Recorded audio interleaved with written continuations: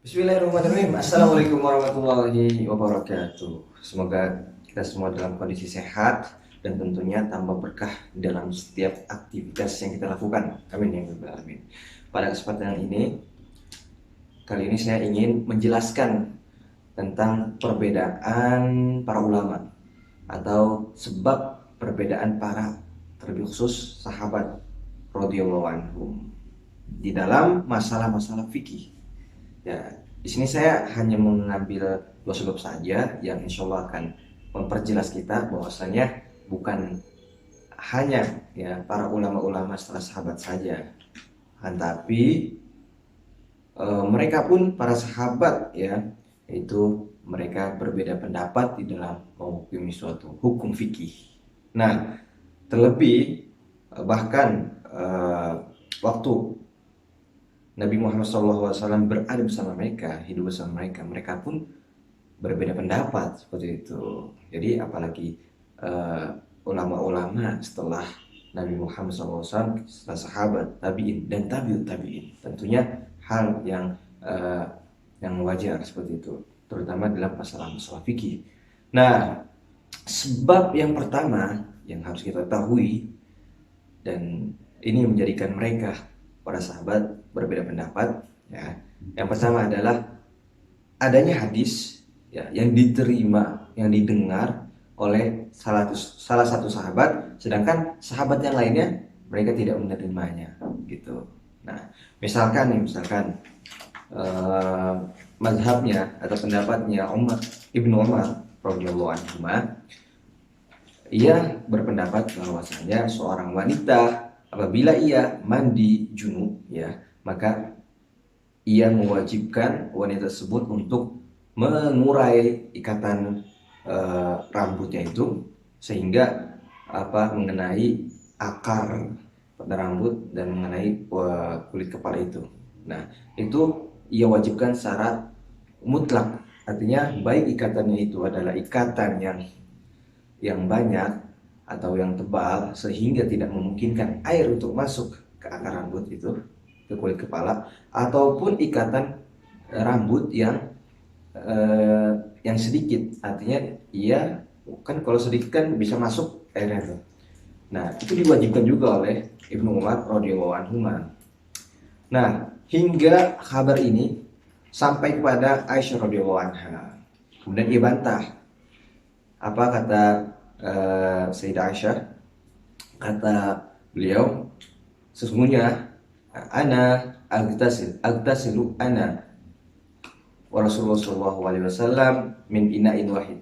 Aku pernah mandi bersama Rasulullah SAW dari sebuah bejana atau bejana gitu, mandi bareng. Nah, fala azidu illa an ufrigha ala ra'si thalatha ifraghat. Ya, kata Sayyidah Aisyah, aku tidak mengerjakan suatu sifat atau cara mandi yang lain kecuali apa? Kecuali aku menyiram saja, menyiram rambutku, ya. Kemudian menyiramnya itu dengan 3 kali dan aku tidak melakukan hal yang lain seperti itu. Dan ini menunjukkan bahwasanya Sayyidah Aisyah berpendapat hal tersebut tidak wajib, ya. Apalagi ketika rambut seorang wanita itu diikat dengan ikatan yang tidak banyak, artinya memungkinkan air untuk masuk ke dalam kulit kepala itu, menyentuh kulit kepala. Nah, ternyata itu mazhab Ibnu Umar radhiyallahu anhu itu tidak mendapatkan hadis sebagaimana yang didengar oleh atau disaksikan ya, karena Sayyidah Aisyah langsung mendapatkan takrir itu ya sebuah penetapan hukum yang mana Nabi itu tidak berkata hai jangan lakukan ini, hai lakukan ini.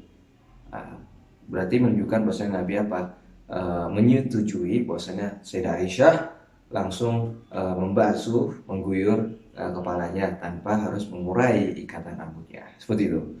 Nah, yang kedua itu adalah otomatis sebuah pemahaman yang menjadi sebab ya perbedaan mereka di dalam menghukumi suatu hukum fikih. Misalkan kita ambil contoh, hal ini terjadi ya di zaman Nabi Muhammad SAW, ya, ketika beliau dan para sahabatnya di dalam sebuah safar. Nah, kemudian salah satu sahabat ini ada yang atau mereka tidak mendapatkan apa? Tidak mendapatkan air untuk bertayamum. Lalu apa yang mereka lakukan? Mereka bertayamum, ya. Mereka tidak mendapatkan air untuk berwudu. Maka mereka apa? Melakukan tayamum. Ketika mereka tayamum, kemudian mereka tayamum kemudian sholat. Ketika mereka setelah sholat, lalu adalah air gitu ya. Maka salah seorang sahabat ada yang mengulang sholatnya tadi. Dan sahabat yang lain, sahabat yang kedua ini tidak mengulang sholatnya, cukup dengan tayamum yang ia gunakan seperti itu. Nah, kemudian dilaporkan kepada Nabi. Kemudian Nabi berkata kepada sahabat yang mengatakan yang ia itu tidak mengulang sholatnya ketika ada air, maka kata Nabi, sabda Nabi, asabta sunnah wa ajza'atka sholatuka. Ya, katanya engkau telah mendapatkan sunnah dan sholat engkau sah gitu. Ada lagi sahabat yang kedua, ya kan, Nabi bersabda kepada sahabat yang kedua yang tadi, yaitu yang ia mengulang kembali sholatnya ketika mendapatkan air. Kata Nabi apa? Falakal ajr marratain, kamu mendapatkan 2 pahala seperti itu. Nah, contoh-contoh ini membuktikan pada kita bahwasanya bukan hanya kita saja, ya, bukan hanya terjadi pada zaman kita saja perbedaan-perbedaan ulama di dalam masalah-masalah fikih, bukan hanya terjadi pada 4 mazhab saja, bukan hanya terjadi pada pada ulama-ulama terdekat ya setelah sahabat, tapi terjadi juga pada para sahabat, bahkan ketika masih adanya Nabi Muhammad SAW di antara mereka. Dan inilah mungkin sedikit yang bisa saya sampaikan. Mudah-mudahan saja bermanfaat, mendapatkan ilmu atau wawasan, sehingga kita bisa sedikit mencerahkan kita, sehingga kita berwawasan luas dan bermanfaat pada umumnya. Oke, mungkin itu saja dari saya. Kurang lebihnya mohon maaf. Wassalamualaikum warahmatullahi wabarakatuh.